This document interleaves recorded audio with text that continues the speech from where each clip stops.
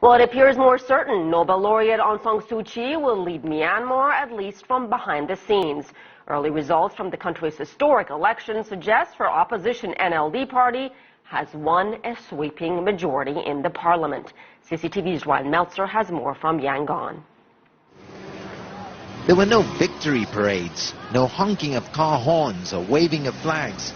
Even as the scale of the National League for Democracy's victory became clear, the NLD urged supporters not to celebrate openly or antagonize supporters of the ruling USDP.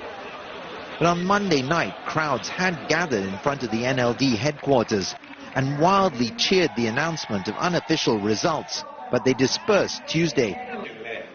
The Election Commission continued to release a steady trickle of results, all pointing to an NLD landslide win. That at least helped ease people's concerns that anyone might attempt to rig the outcome.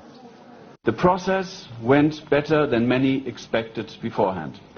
In their preliminary report, the European Union election monitors rated the voting process at 95% of the polling stations as good or very good. But the monitoring group was not happy that 25% of seats in Parliament are reserved for unelected military representatives. It is clear that for a genuine election, at least one chamber of Parliament must be elected at 100% of the seats.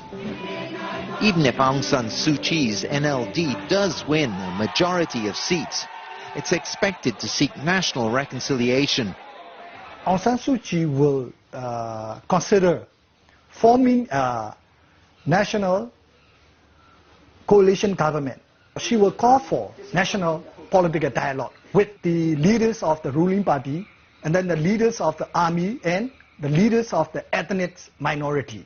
The election result is very much a personal triumph for Aung San Suu Kyi and a vindication of the sacrifices she made, spending 15 years under house arrest rather than going into exile, being separated from her husband and children.